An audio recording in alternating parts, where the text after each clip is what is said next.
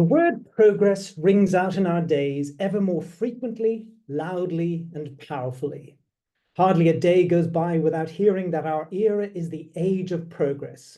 Perhaps this is most often the case in the area of music today.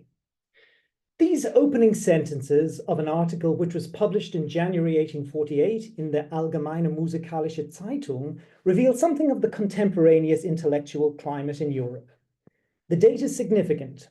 The article appeared at a time of acute intellectual and social foment, extending far beyond the musical world, which would lead to the series of revolutions that swept through Europe a few months later. Liberals, radicals, young Hegelians, and anarchists may have had very different agendas, but all were united in their belief in the necessity for beneficial change in political, religious, and cultural spheres. The author of the article, Johann Christian Lobe, editor of the journal at the time, recognized that progress was far from being a neutral descriptor. It comes bundled with positive implications, just as its antonyms are equally freighted with negative connotations. The inevitability of progress was so much an article of faith in 1848 that anyone who did not positively identify as belonging to the Progressive Party was anathematized as a pedant, Zopf, which literally means a Whig. So these periwigged opponents of progress in both the arts and the sciences were caricatured in a contemporaneous painting by Wilhelm von Kaulbach. In the center is a three-headed Kerberos with what one contemporary newspaper called, quote, prominently French visages, which has threatened all three art forms, and by implication, I think those must be painting, sculpture, and architecture.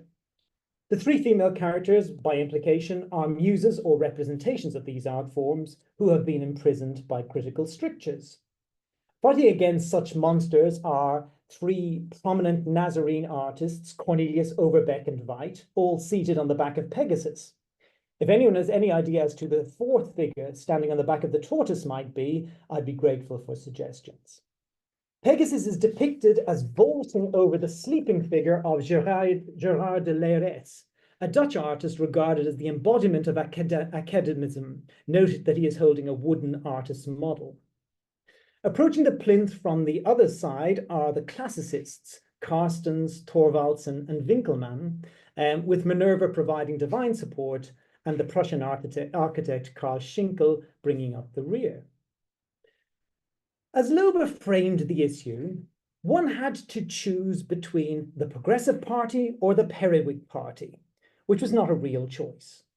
He observed dryly that he personally knew no one whose tendencies were stability or regress. Even though he was anything but an extremist, Lobe too upheld progressivist ideals. I lived in the honest belief that the striving for progress is entirely natural and innate for the superior people of all times. That the superior people have tried to demonstrate this from time immemorial through progressive actions. One can even presume this of every reasonable man who is devoted to his profession and of all musical newspapers. This was no outlying view within the musical community. Later in that same year, another journal editor, in this case Franz Brendel of the Neue Zeitschrift für Musik, also described progress as a universal impulse. It has to be acknowledged that every period is called upon to make further steps. Progress is above all movement. It is life, in contrast to the spiritual death of digging one's heels in at what has already been accomplished. Lobe and Brendel may have been convinced that the desire for progress, which they felt, was one found across all times and periods, but in fact, nothing could be further from the truth. Despite having been entirely normalized by the middle of the 19th century, belief in the concept of progress as a way of thematizing time was in fact of very recent origin. According to Reinhard Koselleck, it only took hold during the 18th century in response to the increasingly rapid pace of social change ushered in by the Industrial Revolution. Indeed, the very word for progress in German, Fortschritt, which literally means step forward, was first coined towards the end of the 1700s. The Digitale Wörterbuch der deutschen Sprache confirms that Fortschritt was non-existent before the 1770s, and reached peak usage in newspapers in the 1840s, especially 1840 and 1848, as you can see there, with later spikes around 1900. And these later spikes, according to the more detailed analysis, it is due to increased use in the scholarly literature later on. That explains that later one. The raw data here has to be treated with caution. The drop-off between 1840 and 1848 seems improbable to me and does not equate with what searches for the term in the Australian National Library's digital newspaper holdings suggest about the same period. They suggest a kind of an increasing, an almost linear increase across the 1840s. However, the notion of a general upward trend in discussions of the concept of progress in the decade before the revolutions of 1848 to 49 cannot be gainsaid. So in this talk, I want first to provide a whistle-stop survey of earlier models of understanding the dynamics of social and artistic change, and trace the emergence and evolution of the concept of progress up to the early 19th century. I will then briefly look at how the question of agency is theorized, that is, who or what it is that is seen to drive progress. My focus will then turn back to discourse about the music scene around the middle of the 19th century, to see how belief in ongoing progress had in practice to be squared with the evolving concept of a canon of timeless masterpieces. As we will see, music historians and journalists were often divided as to how, or even whether, progress was still attainable for those composing in the aftermath of Beethoven. In the conclusion, I will cite a few composers who were working around this era to get a sense of what the creatives themselves thought about the prestige of the past and their relation to it. And even here, the matter is more complex than might be thought. It should be noted that in this talk, progress will often remain an abstraction, a master concept that describes an attitude rather than any specific socio-political or artistic agenda. This openness is part of the reason for its ubiquity and success. As Lobe noted, progress was an easy banner to march behind, since to abjure the notion was to advocate for stability or regress, both of which ran counter to the undeniable experience of change. The devil, as so often, was in the details. What constituted progress and for whom? Any two people, both believers in this inevitability and even desirability of change, could differ radically as to what this change should betoken in practice. But for the present, the particulars matter less than an overarching notion of beneficial societal or artistic change, to which so many pinned their hopes in the early 19th century. Since at least the time of Hesiod in the 7th century BC, the idea of dividing human history into distinct phases has been commonplace. In Works and Days, Hesiod lays out a 5-part schema. As is clear from the titles he gives the first 3 ages, gold, silver, and bronze, Hesiod traces a general downward path from a state of primeval happiness, although the 4th heroic age briefly reverses the decline before the Iron Age, Hesiod's own era of toil and misery, which was doomed to be destroyed by Zeus. Yet within this overall descent, one can also detect elements of repetition and circularity. Each race passes away in its turn to be allotted a particular post-mortem role by Zeus in keeping with its earthly deeds, and there is no reason to assume that the predicted downfall of the Iron Age would mark the end of the species. So these two patterns, the teleological linear on the one hand and the repetitive circular on the other, have been revisited constantly in models of temporality and change since then. Within this fable, a third shape might also be discerned, the life cycle curve, whereby each civilization emerges, grows to its zenith, and eventually passes away.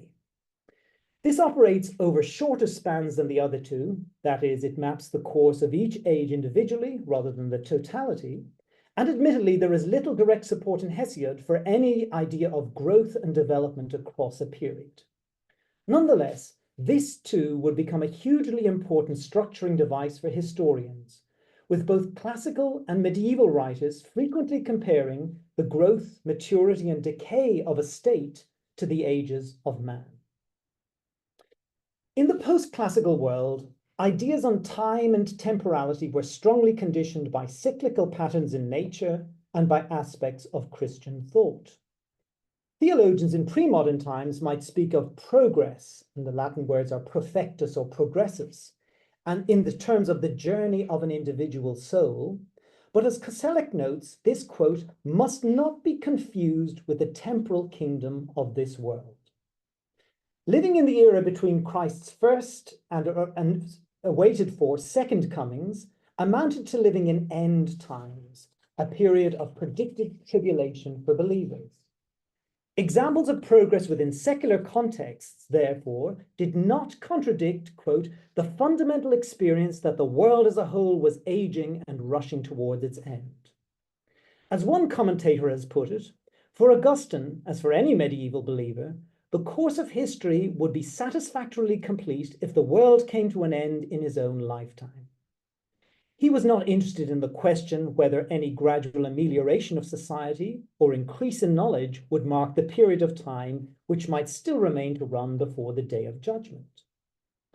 Even among thinkers of the Renaissance period, the prevailing view was, as J.G. Whitrow summarizes the matter, almost entirely backward-looking. Overwhelmed by a sense of the significance of the cosmic fall, they tended to believe in the existence of a primeval golden age followed by irreversible decline. Exactly when the newer way of framing human development as following an open-ended, ameliorative course began to emerge is a matter of scholarly debate. Writing in the early 20th century, J.B. Bury saw the first steps towards the doctrine of progress, which he calls the animating and controlling idea of Western civilization, as dating from the 16th century. Although not discussed by Bury, one might detect some adumbrations of this view in the writings of Giorgio Vasari, pioneering historian of art. For Vasari, the story of art was divisible into three periods.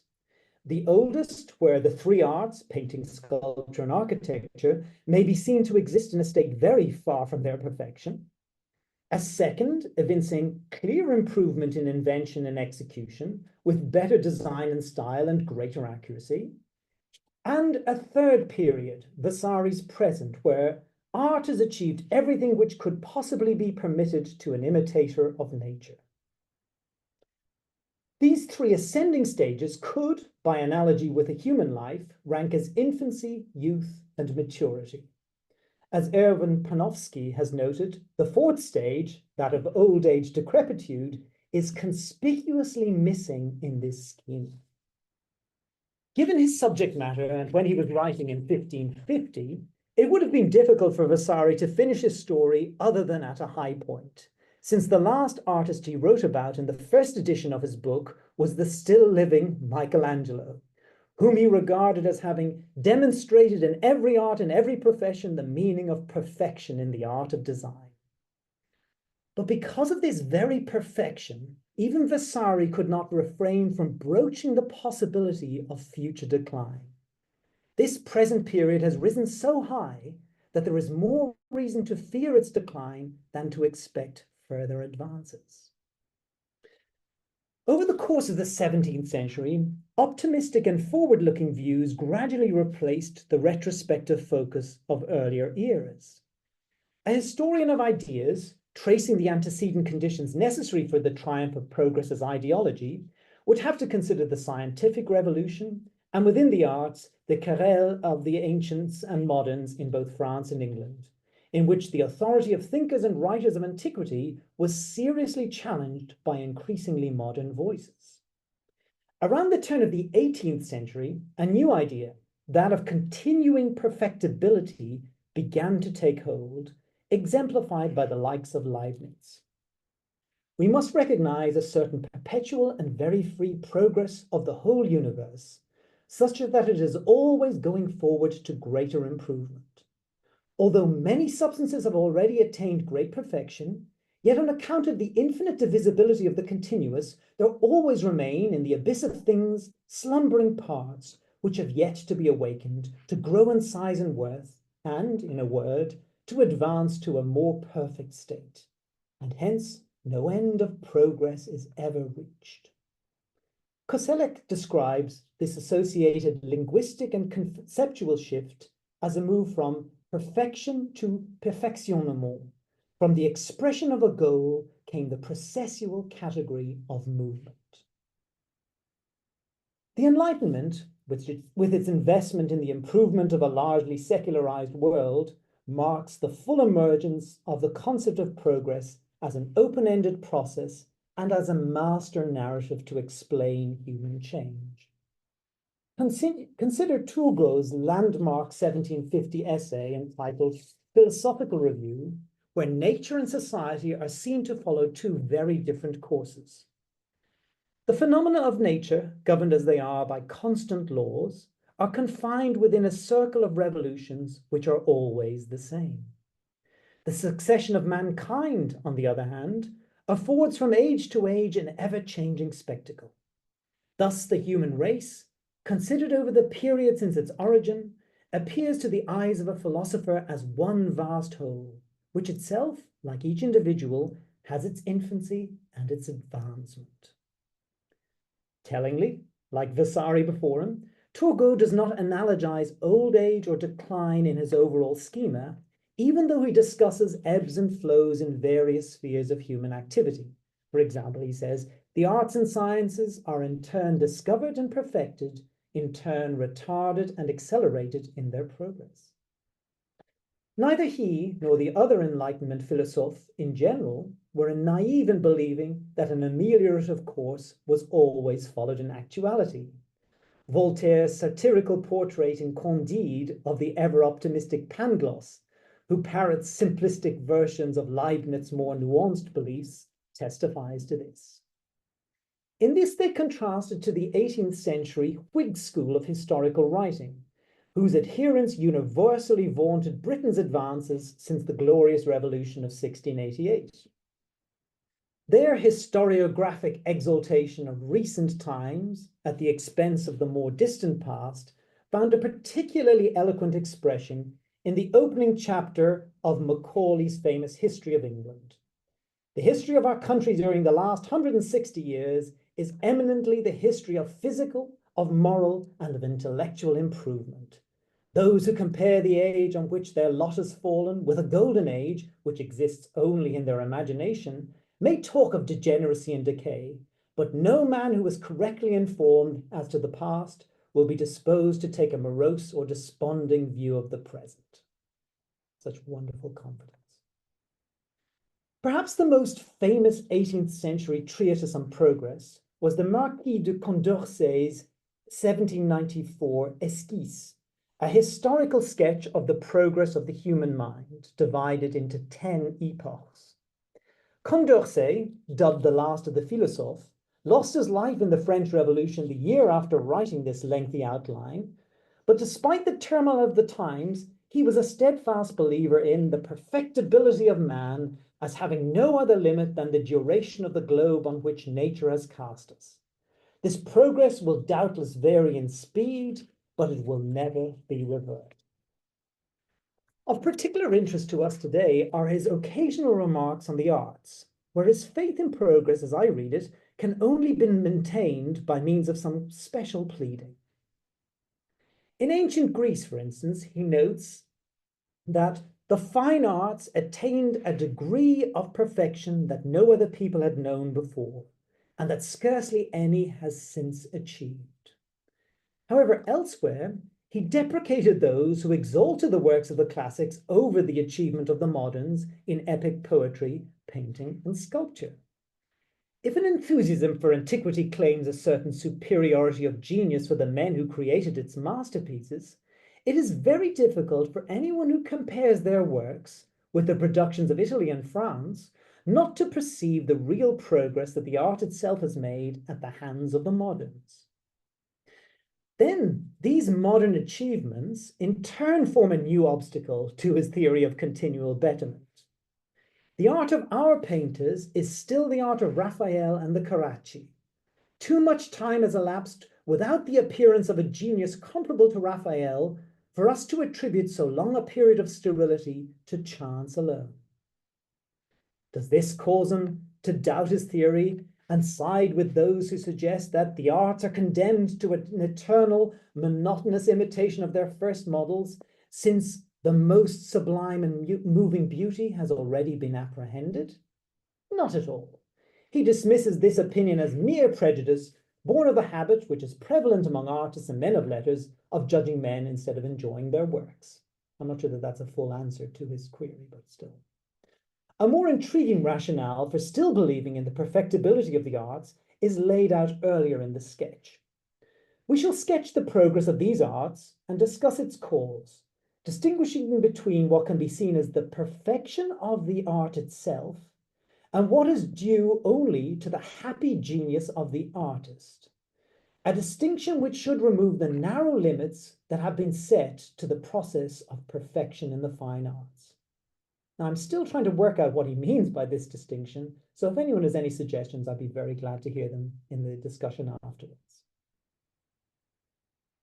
In a rare show of unanimity, scholars of progress all regard the long 19th century as the unquestioned high water mark in the popularity and ubiquity of the concept. In Nisbet's account, progress becomes the master idea of the era. During the period 1750 to 1900, the idea of progress reached its zenith. From being one of the important ideas in the West, it became the dominant idea, even when one takes into account the rising importance of other ideas such as equality, social justice, and popular sovereignty. The concept of progress is distinct and pivotal in that it becomes the developmental context for these other ideas. Now, within the German-speaking world, which is my main focus, it was, of course, Georg Wilhelm Friedrich Hegel who provided the most thoroughgoing and memorable treatment of the notion of progress in the 19th century and whose prestige ensured its widespread propagation. The introduction to the Lectures on the Philosophy of World History, which was written in 1822 and revised in 1830, is particularly relevant in this context. Progress is the master trope of Hegel's philosophy of history, neatly summed up in the apothegm, "World history is the progress of the consciousness of freedom, a progress whose necessity it is our business to comprehend." The movement of the world spirit, as evinced in human activities, follows this dynamic process. It should be noted that Hegel was mostly concerned not with the actions of individuals, but with larger collectives such as the nation. In a fashion reminiscent of Turgot, Hegel distinguishes the tedious chronicle of nature, in which the same cycle recurs again and again, from the teleology of the spirit, whose changing aspect, as it passes endlessly through varying forms, is essentially progress. The qualifier essentially allowed Hegel, like the Enlightenment thinkers before him, to subsume the decay of individual civilizations into an overall ameliorative narrative, whereby any declines were offset by correspondingly greater leaps forward afterwards. There are some interesting corollaries to the notion that the essential actors on this world historical stage are nations. For Hegel, a rise and fall pattern comparable to a human life cycle is the only possible destiny for any individual nation. And here's the quotation, sorry, it's already up on the screen. "A nation makes internal advances, it develops further, and is ultimately destroyed. The appropriate categories here are those of cultural development, Bildung, over-refinement, and degeneration. The latter can be either the product or the cause of the nation's downfall. Moreover," he says, "a nation can be dominant only once, because it can only have one task to perform within the spiritual process. Hence the passing of the baton from the Oriental world, the first stage of the spirit, by analogy the spirit's childhood, when it existed in a state of unreflective unity with nature, through the Greek and Roman worlds, the second stage, youth and manhood respectively, in which the spirit possesses a new freedom, through to the Germanic age, the Christian world, which marks the reconciliation of the spirit with its concept, for which Hegel insists old age is not the most apt metaphor. So there is no overt consideration of decline or of any future age, but as with Vasari, the unspoken implication of the life cycle metaphor hovers in the background, an unvoiced epilogue to the upward trajectory otherwise traced out. Now, I'm going to come back to Hegel again in a moment, but let me focus in on the matter of who it is that is supposed to bring about progress and how this issue is theorized, which will in turn serve as a bridge back to the mid-19th century musical scene. For Condorcet, progress could be driven either by gifted individuals or by a collective body. In his examples, it was a gifted individual who came up with the bow and arrow, while the development of language is a community effort. So the one, more swift in its operation, is the result of new combinations of ideas that men favored by nature are able to form. It is the prize of their meditations and their efforts.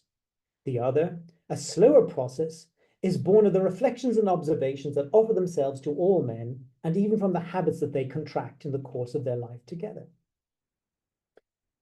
Although Hegel's focus was mainly on the nation, he did discuss the role played by what he calls world historical individuals in one place in the introduction. A dialectical relationship obtains between the movement of the spirit and the agency of such individuals. Change takes place to some extent automatically through the inner development of the idea. Yet on the other hand, the idea is itself the product of factors outside itself, and it is implemented and brought to its realization by the actions of individuals. Those individuals who are thus in touch with the urgings of the spirit, he calls heroes. They do not find their aims and vocation in the calm and regular system of the present, in the hallowed order of things as they are. They draw their inspiration from another source, from that hidden spirit whose hour is near, but which still lies beneath the surface and seeks to break out without yet having attained an existence in the present.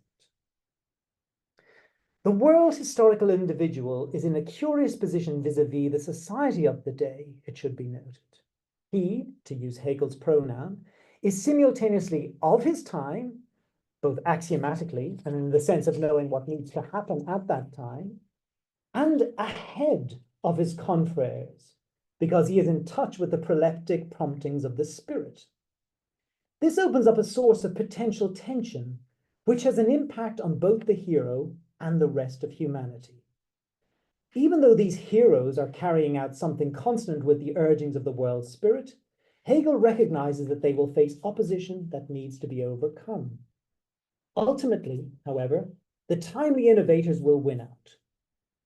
Now, it should be noted that the philosopher has in mind statesmen and military figures like Alexander, Caesar, and Napoleon, those who effected seismic and far-reaching political changes within their own lifetimes, rather than artists, whose greatest impact could, of course, come belatedly or even posthumously. For some of you here today, Hegel's use of the term heroes will surely have brought to mind Thomas Carlyle's On Heroes, Hero Worship, and the Heroic in History, which I would like to consider briefly. In this 1841 monograph, Carlyle provided a famous programmatic description of those whom he saw driving humanity's progress. For as I take it, universal history, the history of what man has accomplished in this world, is at bottom the history of the great men who have worked here.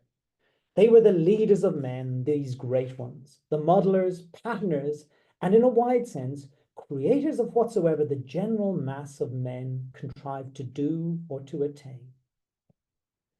Long unfashionable though such great man history has been within the academy, it is still highly relevant to anyone attempting to understand how such matters were conceived of by 19th century actors. In his six-part typology of heroes, Carlyle goes far beyond Hegel's political military figures to include poets and men of letters, alongside the hero as divinity, prophet, priest, and king. In contrast to Hegel, Carlyle's book is heavily weighted towards the individual rather than the collective or the world spirit, In fact, he caustically dismisses those among his contemporaries who held that the age generated the hero. He was the creature of the time, they say. The time called him forth. The time did everything, he nothing. The time called forth? Alas, we have known times call loudly enough for their great men, but not find him where they call. He distinguished himself still further from his German forebear by uncoupling impact from intrinsic merit. It is not by what is called their effect on the world, by what we can judge of their effect there, that a man and his work are measured. Effect, influence, utility. Let a man do his work. The fruit of it is the care of another than he. It will grow its own fruit, and whether embodied in Caliph thrones and Arabian conquests, or not embodied so at all, what matters that? That is not the real fruit of it. The best examples of unheralded achievement which Carlyle puts forward are Johnson, Rousseau, and Burns, three representatives he chooses for his fifth category, the hero as man of letters. Contrasting these three to the seminal figure of Goethe, Carlyle notes that they, quote, did not conquer like Goethe, they fought bravely and fell. They were not heroic bringers of light, but heroic seekers of it. They lived under galling conditions, struggling as under mountains of impediment, and could not unfold themselves into clearness, victorious interpretation of that divine idea. Where Hegel claimed that after temporary resistance, the world historical individual would be victorious, Carlyle seems to accept that this might not be the case for artists. What gives them value was their purpose and effort, not their perceived impact, especially in the short term. So, for the final part of my paper, let me return to the music scene around the middle of the 19th century and examine attitudes expressed by historians and journalists. As we saw in the first part of the paper, virtually everyone without exception believed in progress as a regulative condition. Where there was dissension was in the matter of what constituted progress, and more urgently, whether music of recent decades had in fact marked a step forward in what went before. For instance, the music historian Adolf Bernhard Marx, one of my favorite names, considered it axiomatic that the artist must not and cannot stop the Dionysian march of the spirit.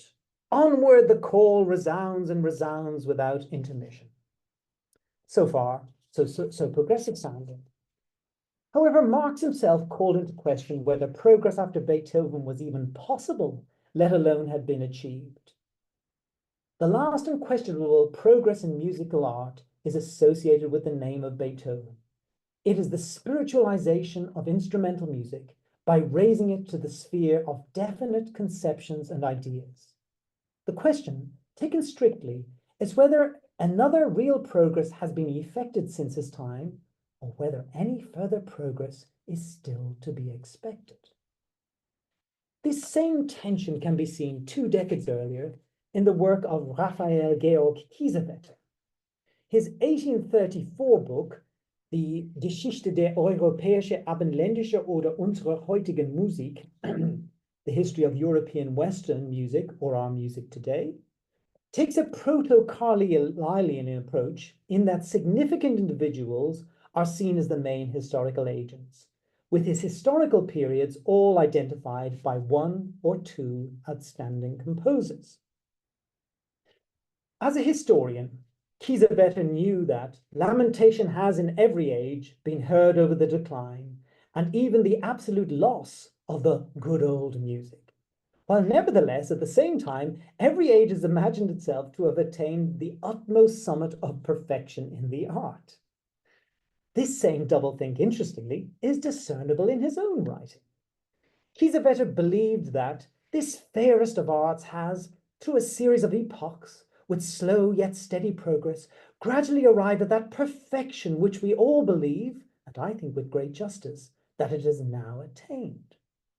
But like Vasari, he recognized that the downside of reaching perfection is that there will be nothing left to improve. For instance, he felt that performance had reached such a level as, quote, almost to preclude the possibility of further advancement. We can see him struggling with the consequences of this line of thought, broaching and yet resisting the notion that music might therefore be on a downward trajectory. It would be disgraceful, if not almost sacrilegious, were we to reckon the works already produced as the ne plus ultra of musical achievement. And yet, whether we will or not, the questions forcibly arise if this art may not at length have its appointed limits, if we are not already, indeed, aware of the sad symptoms of its decay, perhaps even of its approaching destruction. It might be argued that historians, by virtue of their profession, have a bias towards the past, but how did music journalists assess the situation in 1848?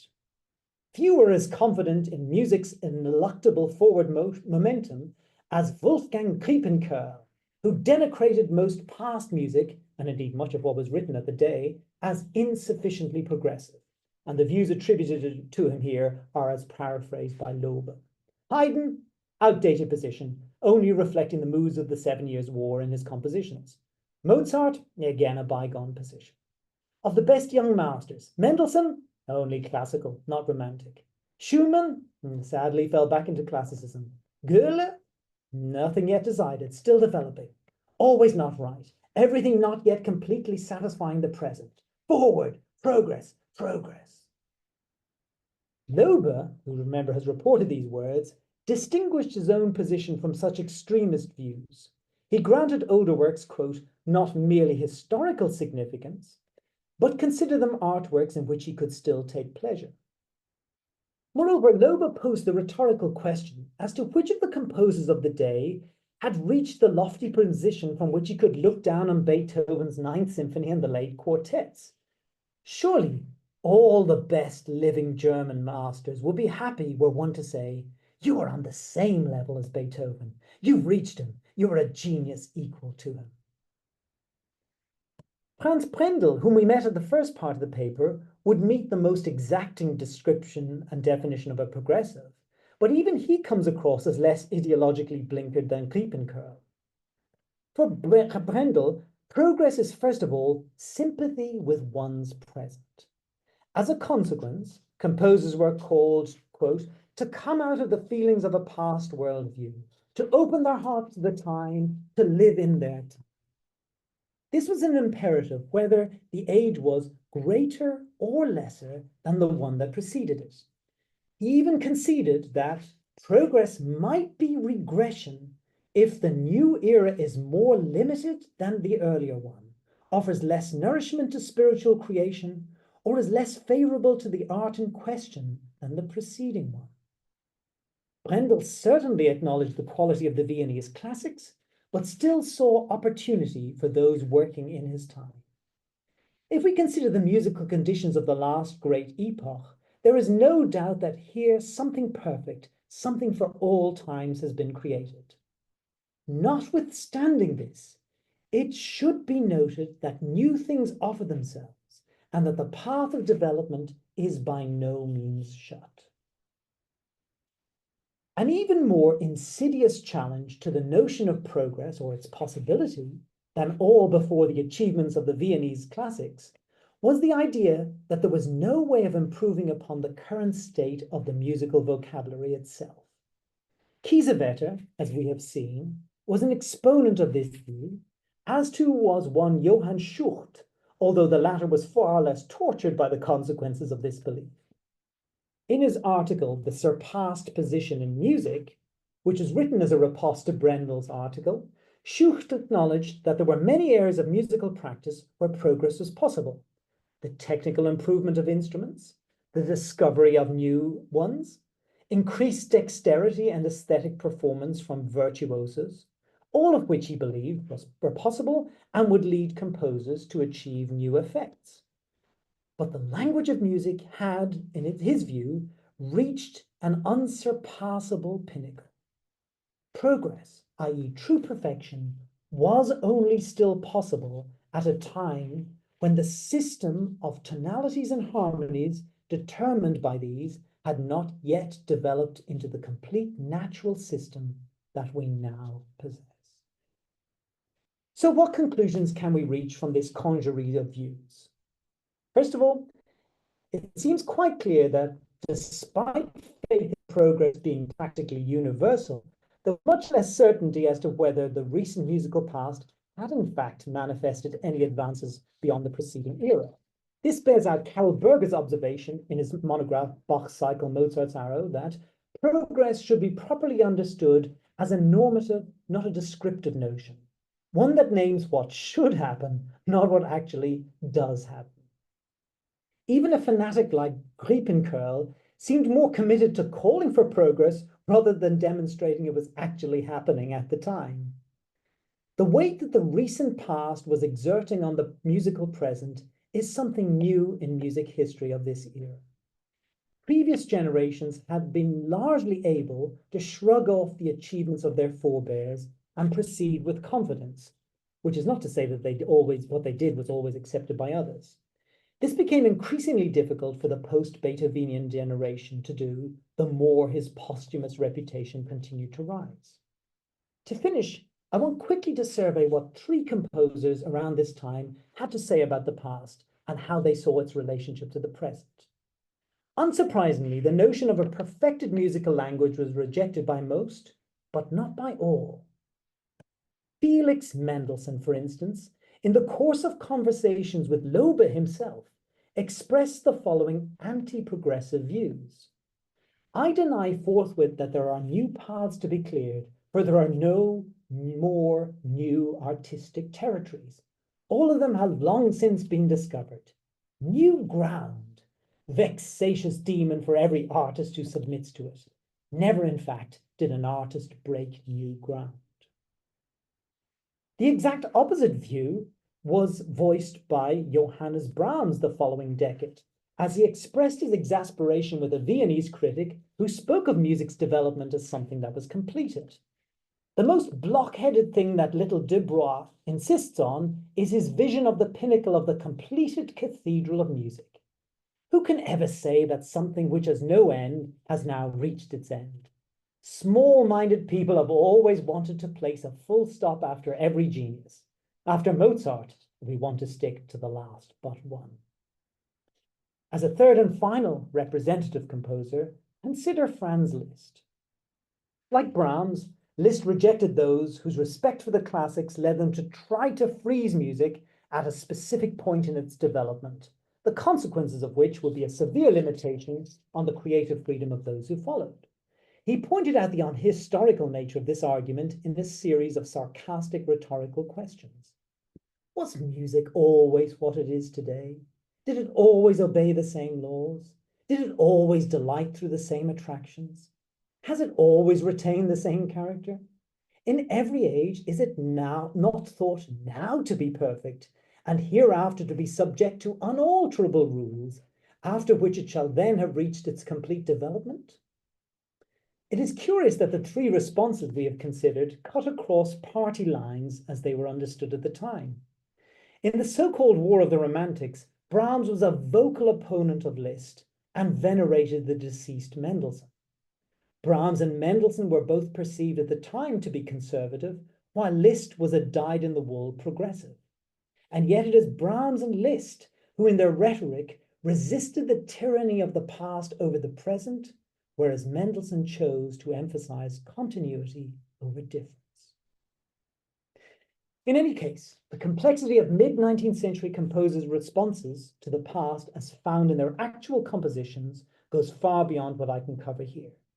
But whatever path they took, whatever forms and genres they cultivated, whatever harmonic or formal experimentalism they explored or abjured, they did so in the knowledge that the past could not simply be replicated.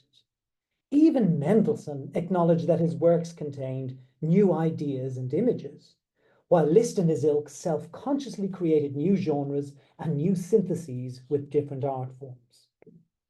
The past may have been toweringly great, and the status of the present uncertain, but the imperative to continue composing, to create new and different works, lived on. Progress as the expansion of creative possibilities there certainly was from 1848 onwards. Progress as the attainment of superior levels of achievement is a more equivocal matter. A solution of a kind to this dilemma is that and the one outlined in this paper was offered many years later by Max Weber. And I'll finish with this quotation, despite it seeming perhaps to undercut the entirety of my project. Scientific work is harnessed to the course of progress, but there is, in this sense, no progress in the domain of art. A work of art that achieves true fulfillment will never be surpassed. It will never become obsolete. Thank you very much.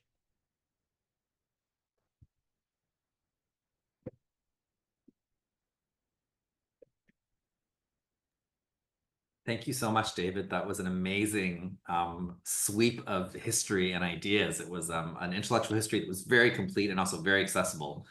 So thank you so much. We now open up to questions, and I'm actually going to do, which I tend not to do because it's impolite, but I'm going to steal the first question if I may. Just because I've been thinking about some of these topics with respect to the history of diversity as an aesthetic concept. And so in that quarrel between the ancients and the moderns, I don't know if you've come across Fontenelle's digression on the quarrel. But he says something interesting in the digression. I think it's 1688, where he says that there is the epic, for example, I think he says it's the Aeneid, is perfect, and it can never be surpassed as for what it is. But that doesn't mean that other examples of epic, different, though generically the same, cannot also reach their own perfection. So he allowed for the possibility of perfect, unsurpassable works of art that did not necessarily limit the possibility for equally perfect yet different works of art. And I'm wondering if you see that sort of rhetoric occurring in the musical domain. Yes, I think so. Thank you for that, Matthew. I have not read the Fontenelle essay, but I will make it my business to do so. I think that, yes, the idea that I mean, Weber basically says as much in that final quote, the idea that a perfect work of art can never be made imperfect by what follows it is, I think, in practice, what a lot of people of the 19th century would have said about, say, things like the Beethoven symphonies. They were at most using new resources to hopefully create works of art that would also be seen as, if not perfect, then at least as good or at least as adventurous. I think there are so many ways of spinning this answer, but I'm just also thinking about the fact that from what I know of the quarrel of the ancients and the moderns, there was also the idea that you might be thought of as great by virtue of standing on the shoulders of giants. So in other words, your greatness would in some ways be considered somewhat parasitic, like you could only reach that level by virtue of the earlier higher standards that had been reached. I mean, I think that was famously what Newton said about his own works there, that it was he was building on what had gone before. So yes, I think that that's a neat solution to this question. And again, you know, the question of relative merit of works of art is constantly pursued, constantly deprecated, and ultimately undecidable. I think that in practice, this is how people got by this thing, got by this, let's call it the Beethoven block. Whether you're, you know, deciding to take on Beethoven within his own genre, as Brahms does with his first symphony, so writing another four-movement instrumental work in a rather Beethovenian model, or you take it into different genres and therefore try and sort of use Beethoven as a sort of a fructifying agent as you go to produce new artworks. So like Liszt does in his symphonic poems, or even more radically, Wagner does in his music dramas. So I like that idea that there are comparably perfect works of art, and that the modern works of art can be equally good, just different to what has gone before. Thank you so much. So now that I stole the first question, I'll open it up to others.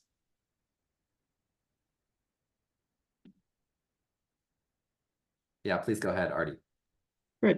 Thanks, David. Really fascinating to see your work. I want to go back to that quote you mentioned with this distinction that it seemed like you hadn't fully sort of grasped, because it seems to me that it was talking about the difference between the art as an object versus the individual or the artist that's creating that.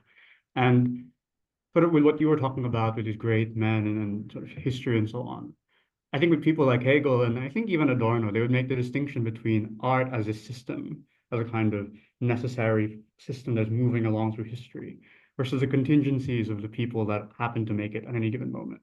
Or in music, even the idea that the performer might be a genius, but that doesn't actually affect the core art and how it develops. And it seems to me that that can actually reframe the way we think about these individuals. That on the one hand, yes, we need individuals to enact this or to instantiate it in history. And yet in another sense, um, it could have been anyone playing that position because the system would have progressed anyway, right? Like I was reading yesterday, oh, what Haydn gives to Mendelssohn is about the motive and how the motive kind of plays into it. And yet you think, well, if Haydn didn't do it, would someone else have done it anyway, right? And so there's this paradox here in which the individual is both really necessary in this context, and yet also is kind of, well, maybe it's not really them specifically, it happens to be them. I'm curious if you've encountered that tension when you talk about progress, and whether the individual is really the individual as a unique, specific individual versus just one particular instance within this broader sort of necessary trajectory in history. That's a very good question. I think that for me, the majority of the 19th century historiography that I have seen, it may, of course, buy into some large-scale Hegelian world spirit playing itself out. That's very much there in Brendel's history, for example, and to a slightly lesser extent in A.B. Marx's history. It does, however, tend to be focused through individuals. So the history of music, and this carries on into 20th century historiography as well, the history of music is very often told through a series of exemplary works and exemplary composers. And it's from those works that we then trace out our narrative courses. So the idea that, I mean, if you're being a good Hegelian, then yeah, Beethoven is just a dispensable unit that the world spirit would have, given birth to something else had he not been around. However, given how profound his individual contribution has been perceived to be, I mean, just the idea of a music history for which he was removed, that is the same music history, seems to me to be counterintuitive at best. So yeah, and again, with regard to that Condorcet remark, where he was saying there's a difference between perfection of the art and the genius of the individual artist. I think to the extent that I've made sense of it, or what I think it might mean, and again, I'm so not sure about this yet, which is why I was asking for ideas.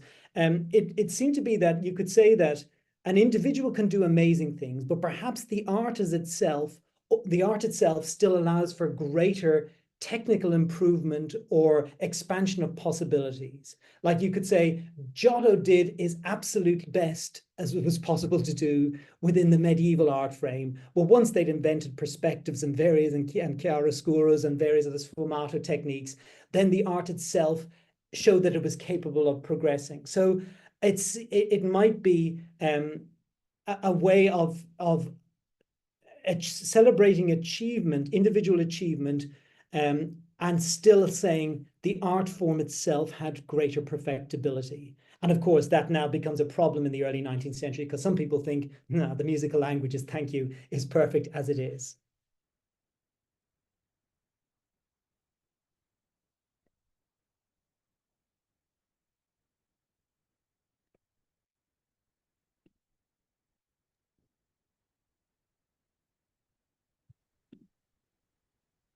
Others?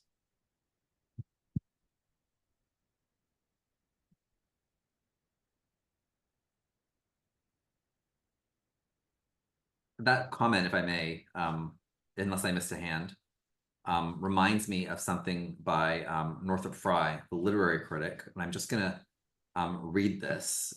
He said, "The fact that revision is possible, that the poet makes changes not because he likes them better, but because they are better, means that poems, like poets, are born and not made.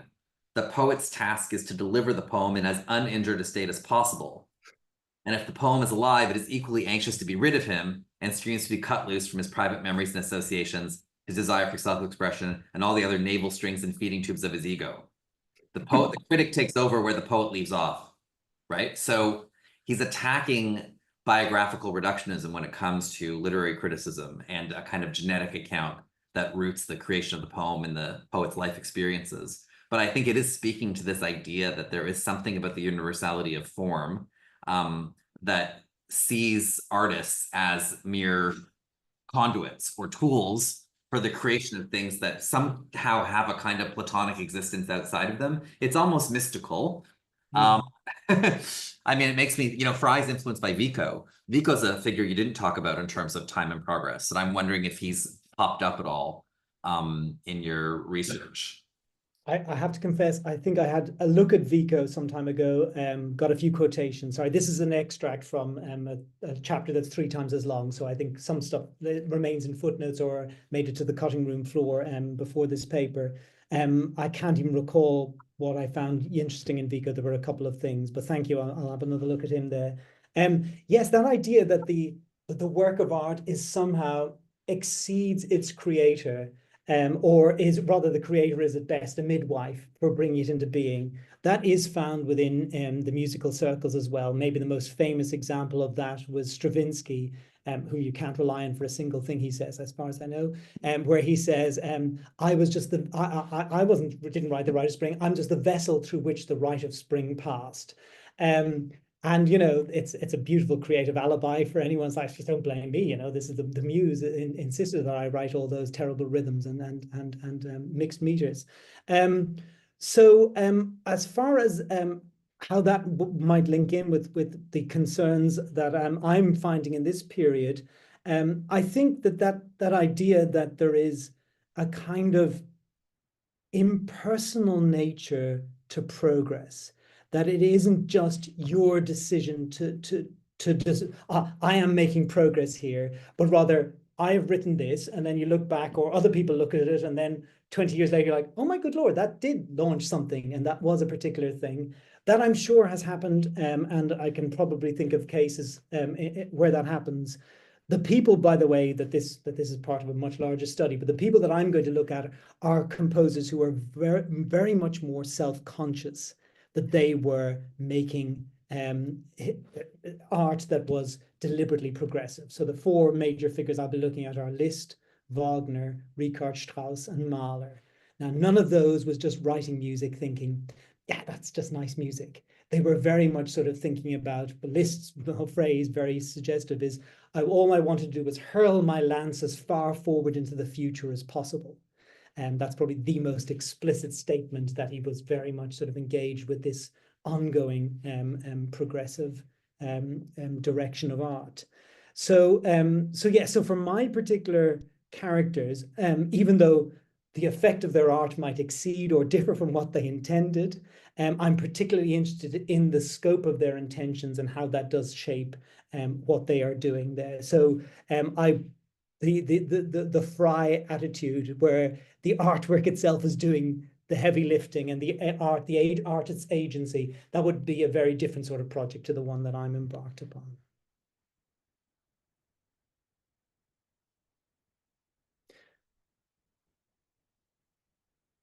Go ahead, Rob. David, thank you. I might be confusing progress with perfection with this question, but you had that quote from Leibniz about, you know, growth is endless. And if you think of what happened to music in the 20th century, you'd have to agree that, you know, growth is endless, evolution is endless. But if you think about the, you know, what you might think of the sort of progress towards perfection, if there is such a thing, some people would say subjectively, well, progress wasn't perfection in the 20th century. I don't know if I'm really making sense with this question, but maybe you could help me. Just, you know, are we talking about progress or perfection, in fact? Good question. I think it's fair to say that faith in progress as a sort of like improve an ideology whereby we are constantly or near constantly, or at least even with divagations down, that we are, there's a general overall trend upwards towards perfection, which we will never reach, of course, but a general improvement as a trajectory. I think faith in that had begun to sort of get quite shaky in the last part of the 19th century. And it's very much harder to see within the arts, to my knowledge, in the 20th century at all. There may be individuals who think that the age of Aquarius is upon them, but I largely think that it's much more a case of individualism and following different tracks. And there may be very strong beliefs that this is the way art should go forward, but it's definitely not an overall ideology with the same purchase that it had.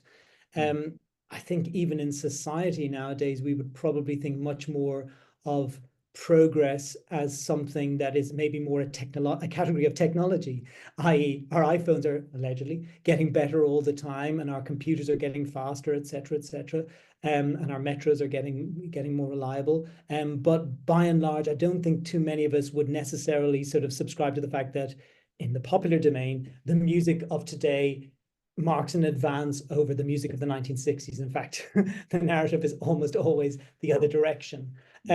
So I think progress as in societal change is definitely there. Progress as in improvement is a much more shaky faith, I would say, nowadays. Thanks very much. By the way, I just would be very interested to hear from any of the people, particularly those who are English specialists. Were there such hand-wringings in English literature or in any of the poets or writers in the first half of the 19th century? Any of your Byrons or Wordsworth saying, oh, we're just afraid of Shakespeare, or maybe the post-Wordsworth generation being scared by Wordsworth's achievements or anything like that? Does that sound a discourse that's familiar to anyone?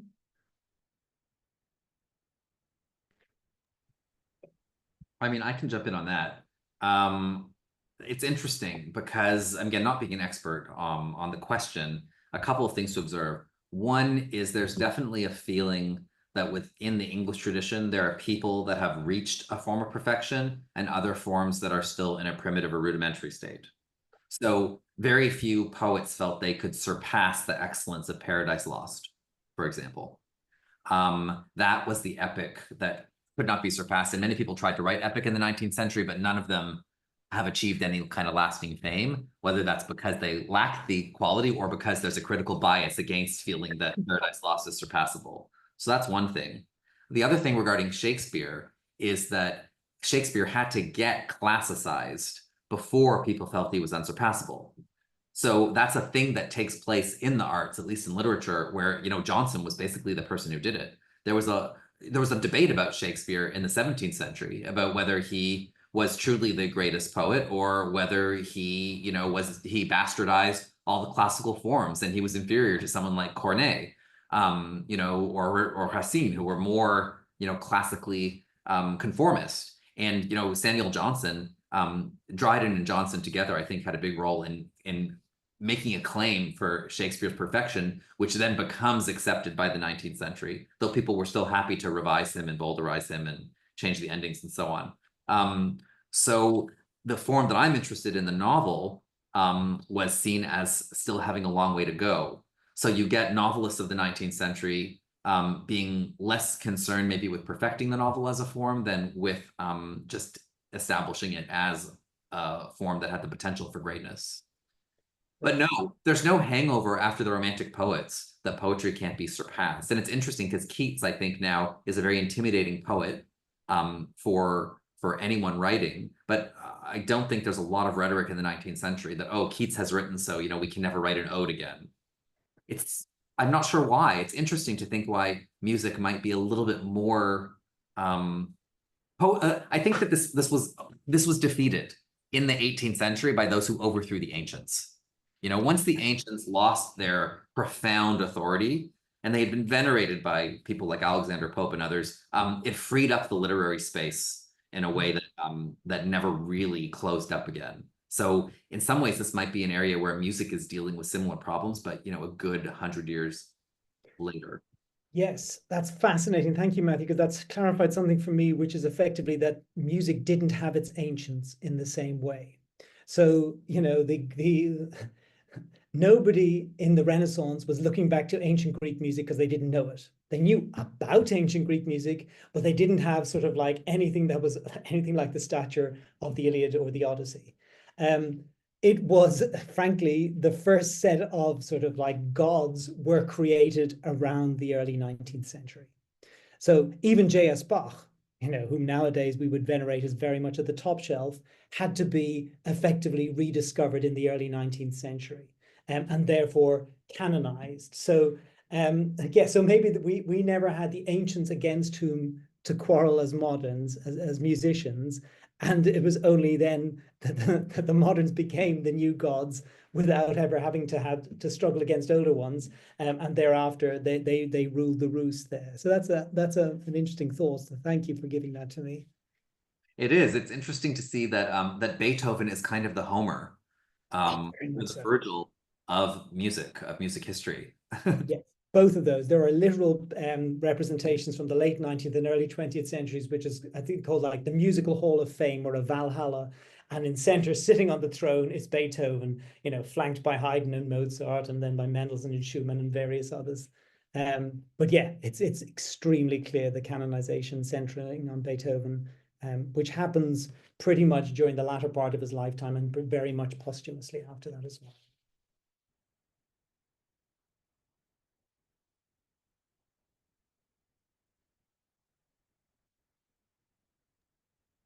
Yeah, just not to belabor the obvious, but that's just so interesting because one of the most distinguishing things about dealing with the ancients for modern writers is the language is different, right? So many of the arguments for modern innovation have to do with discovering the richnesses or the nuances of a different language.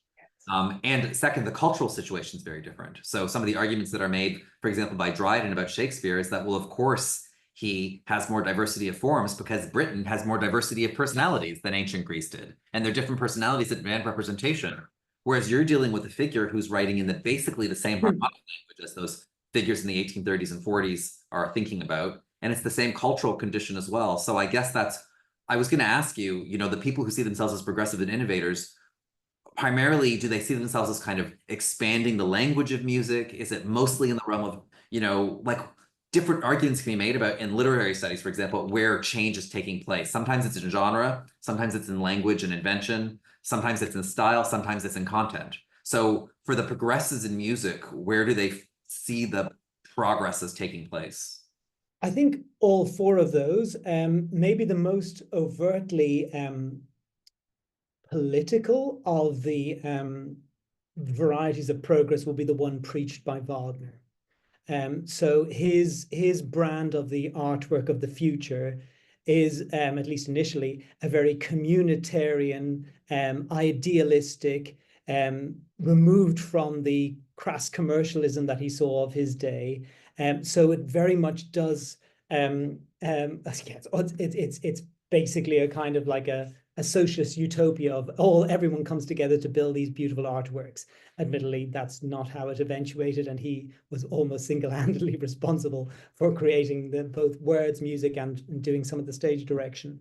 But for me, progress, and again, its slipperiness as a concept is as part of its strength and its ubiquity.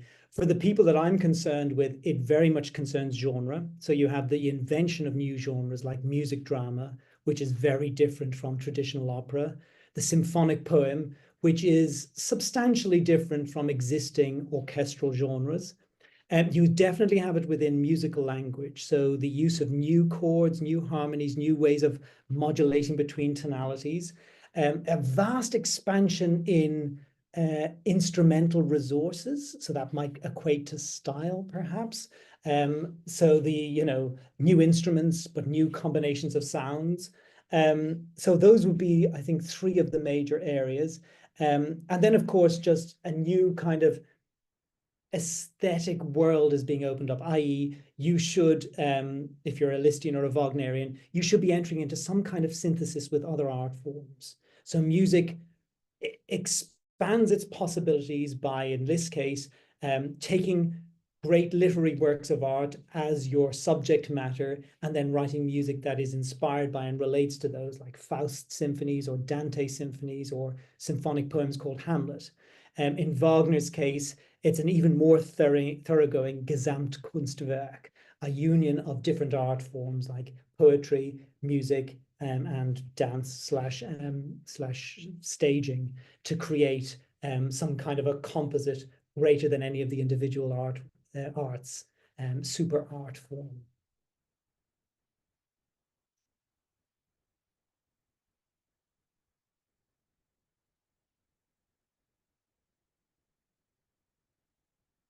Oh, sorry. Go ahead, Megan. This is a bit of a self-interested one, but I was wondering if there's any, Robert threw up the idea of perfection and progress sort of going together as concepts, and actually used the word that I was thinking about, which is growth. And you were talking about the kind of using the metaphor of the human growing up in some sense, and that's what I've been thinking about. So this idea of size, growth and degrowth in relation to, in my sense, both texts and the human body as well.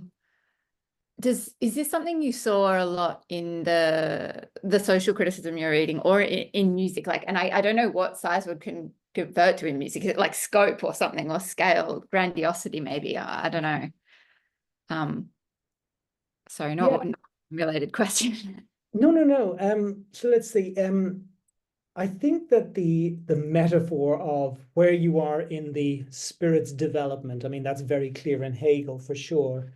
I haven't really seen it that often. Maybe Brendel used something like, we're ready for the next stage in our development. We're ready to take the next developmental path. We're ready to go beyond the era in which we're in. I'm trying to remember if he ever sort of says we're still in the sort of the childhood of music's development. I can't recall that for certain. I think in practical terms, the idea of growth would, if one were to pursue that, you can definitely see it in terms of the size of artworks produced across this period. So, I mean, again, if we just think back to sort of like the average length of a Beethovenian symphony, which exceeded the size of, say, a Mozartian symphony, and in the case of the Eroica or the Ninth, vastly exceeded the size of previous symphonies. You do get a not linear, but you do get an increasing sort of sense of, okay, a symphony cannot be a 20-minute work anymore. No, maybe a first movement might be a 20-minute work. And, that kind of growth is maybe most obvious if you just trace the symphonic literature itself. So, you get like Liszt symphonies being well over an hour. You get Mahler symphonies sometimes being up to over an hour and a half. And again, it's not to say that every symphony sort of follows this linear trajectory, but some of the more significant, some of the more seemingly significant works, or those who've been written up as such, do seem to follow this trend of increasing size. So that might be a way in which you would play it out. It's less metaphorical and more literal, just in terms of length, but allied with length. It's not just like they've just added in a repeat sign and just to double the length or anything. It's that the ambition of the work and its trajectory is all the more dramatic as a result of that. So for someone very conversant with music history, when is this? What are the sort of rough dates of that increase that you're talking about? Right. So Beethoven's Eroica would be the first one that I would talk about, and that's 1804. That one is at least 10 minutes longer than any previous symphony had been. So then you would go from Beethoven's Ninth is longer still. So that's 1824, 5. I should know that off by heart. And then if I was jumping forward to Liszt's Faust Symphony, we're talking about the end of the 1850s. That's well over an hour.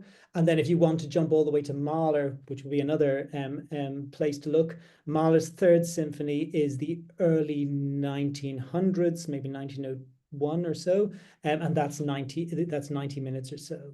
So yeah, right. And does that continue? Places to look. Does that continue into the 20th century or change? I'm sure it does. To be honest, my expertise falls off sharply after the First World War. But again, there will be individual symphonists who write even longer works, though they probably are a bit more niche. Like Shostakovich's symphonies are not all longer than Mahler's before them. They sometimes might be approaching comparable lengths, but certainly not always as long as that. So I'm not sure. I think there's a very different expansion of resources and a very different reconceptualization of what the symphony can mean in the 20th century. Mm-hmm. Okay. And Matthew quite rightly knows that minimalist music goes on forever and ever, though that is a very different sort of thing, that sort of repetition as process rather than necessarily the same sort of trajectories. And I know Rachel, who was an expert in 20th century music, she talks about paring things down after World War I, and that definitely happens with regard to a lot of resources. But there are, I think, if you wanted to look for giganticism in the 20th century, you can find everything in the 20th century. You just need to look in whichever particular pocket. Okay, thanks very much. Not at all. There's a question there from Melody in the chat. Oh, sorry, not from Melody, from Rachel, about how Rousseau features in your study in relation to primitivism, or do you think primitivism is a phenomenon? As far as what I've read, and Rousseau has not featured hugely in it, I have to confess, but when it comes to primitivism, I think they talk more about primitivity rather than primitivism, primitivism sounds like the conscious cultivation of or evocation of a more primitive state. So the people that I've looked at will happily talk about more primitive states as an older period thing. So for example, Condorcet traces it from sort of like very savage beginnings where they have very limited things, and through his 10 epochs approaches the present. So I haven't really seen too much about, again, it's the filter that I've been looking at things through, Rachel. So I haven't really seen too much about, the celebration of the folk, which was, of course, something that happens in the 19th century, because in a way, it's a different story that are being told if you're starting to explore that sort of thing than this idea of a kind of step forward for humanity. It might be, and Wagner might be a good, interesting sort of nexus point here. He believes that you need to root your art in the folk to take it forward, because otherwise it can become artificial and lack the essence that it could and perhaps should have. But beyond that, I wouldn't care to talk about with regard to Rousseau and the like. If I can add one thing from the literary perspective, I think there's definitely less of an emphasis in the 19th century on innovation as the fundamental driver of progress, but the influence of people like Herder on thinking about primitive art, or the folk, as you say, was one way that progress was conceived of. So progress could involve expanding the number of works that were considered, worthy of consideration, rather than putting the entire emphasis on works by great or world historical figures to drive the tradition forward. So you see a kind of widening of it, as well as a kind of progressive movement. So that's something I never thought of before, but in light of your talk, I can see that that's one way of conceptualizing what takes place in the literary field. Yeah, that's very interesting. And sorry, when you said there was less emphasis on innovation, you mean that is the nature within literary studies? Yeah, I think reading about some of the authors, like when you read about, some of the key figures that I work on who became really great, Dickens or Eliot, who dominated their period, they don't say things like, oh, how can I ever come out of the shadow of Henry Fielding, if only to write an epic as great as, epic and prose. Like, they're just not as racked by the burden of the great exemplars of the tradition. So they don't as much have a deep fear of inadequacy or a feeling of kind of triumphalism that they've created something new and unprecedented. It's just not as much in the rhetoric of literary creation. Yeah. It's probably a much healthier attitude by and large. But I'm just thinking just there, that got me thinking about the fact that, most of my research is in the Germanic field, but I'm just thinking about even the Italians, who are often seen to be much more blithe about a lot of these things. Those same sort of, at least, questions about, can I match up, or have I matched up to what has happened in other areas, does still obtain. So if I'm remembering correctly, Rossini, when he started writing The Barber of Seville, there was a sort of sense in which, another Barber of Seville has been written before by Paisiello. Do I dare sort of take it on? And then sort of 60 years later, when Verdi was writing his Otello, he was like, oh, well, Rossini wrote something called Othello. Maybe I don't want the comparison. Maybe I'm going to call it Iago.